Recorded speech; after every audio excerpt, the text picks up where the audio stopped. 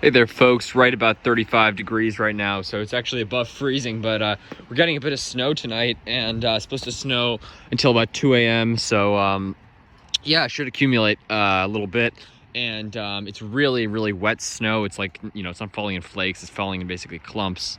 I guess it's a little more flakes now, but sorry, there you go.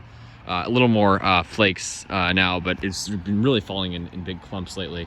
Yeah, just started snowing probably about an hour or two ago, and yeah, I've been going for a little bit, and just give you guys a little update, show you guys the snow, and take you through the garden, tell you guys about my plans for in terms of protection, whatnot. So here's my camera ops. You can see, it still looks nice and green. It's definitely gotten some browning, you can see there. Mostly on these sort of stunted fronds that came out after it had, I don't know what it was, but something went wrong and it had spear pull, not because of the cold. It was after winter, and I had it inside part of the winter, so it was not because of the cold, but it had spear pull from, I don't know, maybe it was an infection or something. I don't know what it was, crown rot or something, but I poured peroxide in there, and it's better now. But you can just see these stunted little fronds are the ones that are mostly brown there, and yeah, it's doing well. It definitely got a little bit of browning on some of these bigger fronds, and so people have I've told me it doesn't need protection, or some people say do give it some protection, and as of now it looks like as of like the next 10 days there's only one night where we should dip below 20 Fahrenheit, and it should be like 18 or something, and then last night or 2 nights ago was like 14, which was like pretty much the coldest so far. So it seems like, at least for the next 2 weeks, most of the nights in the teens are over. So I don't know if that's generally a trend of warming, or if it'll dip back down. So my plan is still pretty much the same. And I at first I was like, I want to keep it looking in pristine condition. If the palm takes a little bit of damage, I think it'll recover fine. But obviously if we have, my plan is just, if we have another week like we had last week, and really the last 2 weeks kind of sustained nights, like where like half the nights are in the teens, then I will probably give it some protection. I really should just put a plastic cover over it, and to keep out the moisture. That would probably be a good idea. But yeah, you can see, let me give the spears nice firm tug, still nice and firm. So the spears are nice and healthy and incredibly green, so that's good to see. And yeah, maybe I'll just put a plastic bag over it. That was my plan all along. Burlap would also be good if I could get some around the trunk. I don't actually have any, but I know it's pretty easy to find. Cineraria still looking good. Yeah, it's obviously got a little bit of browning here, but look at these upper leaves, looking fantastic, and I'm just loving this. And this thing does get weighed down by the snow a bit, but I always dust it off afterwards. And yeah, that's my plans in terms of my camera ops. And obviously the camera ops is pretty much the only palm that it seems this winter I would ever need to contemplate protecting. And it seems like it won't need any to live, but to look good, we could probably use some. And Sable Minor, Needle Palm, of course, no protection needed whatsoever. The Trackies are the other palms. Obviously Sable Minor, Needle Palm, and are bulletproof here. The Trackies are the other palms that are, a really bad winter could damage them, or kill them in a really bad winter.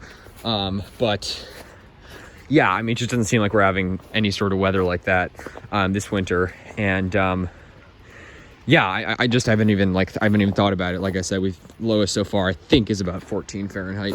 Maybe it dipped down to 12 once. I'm not quite, either 12 or 14, something like that. But yeah, nothing bad. Yeah, this spotting here,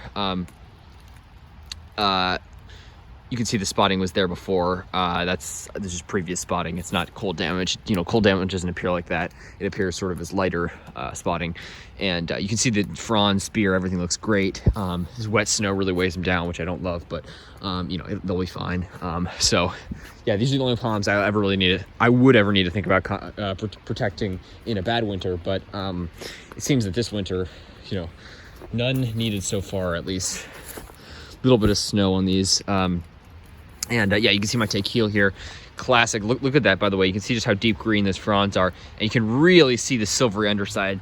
I was contemplating a little bit when I got it, just because I didn't really know how to identify a take heel. And now that I've seen pictures, I am very confident that this is a true take heel. I got it from Pungo Palms, so the source is reliable. Spear nice and firm, looking great in there. And yeah, some snow on the frond. So I'm just gonna wait till the snow accumulates, then brush it off. And just looks great, and I love these mature fronds. And this palm, it's very interesting because I've never heard of a take heel grown in the DC area. I mean, it's very well maybe the only one. Maybe there's another one, because I know some of my other hardy palm growers in the area. Lots of them grow trackies, but I've never heard of a take heel in the area. Windmill palms, not bulletproof here. They can, a bad winter can take them out, certainly. And again, some have survived. 2014 polar vortex, to the equivalent of basically being bulletproof here, like individual specimens that maybe are from a hardier strain, but overall not bulletproof here. Take heel, which is, supposedly 3 degrees hardier. And from what I've seen, it really seems like it is a bit hardier. And, 3 degrees is actually a considerable difference. So people say windmill palms are the hardiest trunking palm. It's really the genus that's the hardiest genus of trunking palms. The species of windmill palm, supposedly isn't as hardy as take heel. And the reason that, it supposedly is because take heel is so rare in cultivation that people haven't had as much opportunity to test it as they have with, Fortunae, which is planted, in lots of cold cities around the world, including DC. And so if it is hardier, then, there's a chance that, take heel could be completely bulletproof here. Obviously, completely bulletproof is, what does that even mean? Because you could have what happened in Texas, which is just completely skews things, where, you think that a Washingtonia robusta is obviously completely bulletproof in a place like Houston, and then you have a really bad freeze, once in a century freeze, take it out. So I think if a palm can survive for 100 years, and then maybe a once in a century cold blast will take it out, I would consider that palm bulletproof, probably. If it just gets taken out, and again, in Houston, many of the, I would say, I think most of them, the vast majority of robustas did survive, so I would consider them pretty bulletproof there.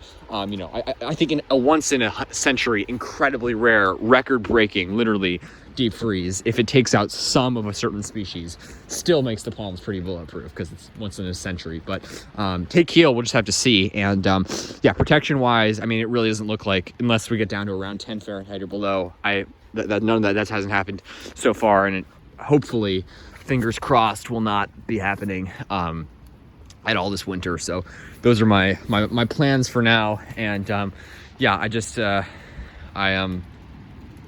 look forward to seeing how all these palms do, and I'm just pretty glad I don't have not had to protect any of these pink palms yet. And trackies seems like will not need any protection this winter. So yeah, folks, that's sort of the deal. But just wanted to share that with you and show you how all the palms are doing, because it's snow. People can get alarmed, like, oh my God, snow in the palm trees.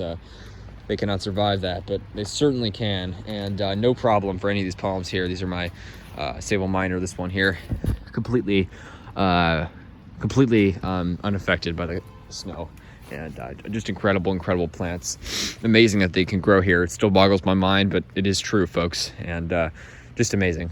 Just love it. All right, folks, it's what day is it actually? It's January 28th currently, and bit of snowfall here in the DC area, about 35 Fahrenheit, like I said, so above freezing, but a bit of snowfall. And once you get to that sort of hovering around freezing or above freezing, the snow becomes very wet because, it's mixing with, it warms as it comes down, so it starts falling in heavier, wetter clumps. It's almost like rain. But yeah, you can see it's coming down a little bit, and should get some snow overnight, and I'll let you know how things do. Keep you guys updated as always. Cool little seedling here. This one, I still think there's a chance this Camerops, just looks so green.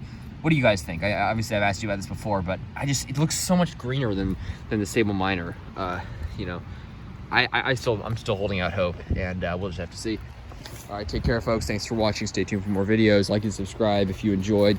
And hope you guys are doing well. Hope the weather is cooperating for your palms and exotic plants. And keep zone pushing. Keep trying these palms in colder climates. And plant a palm in all these colder. If you're in a colder climate, try a palm. It's just there's nothing like the reward of growing a hardy palm and seeing it grow big, especially in a place like DC, where so many people, 99% of people, would never ever imagine palm trees can grow here, but they most certainly can. Gotta love it. All right, thanks for watching, folks.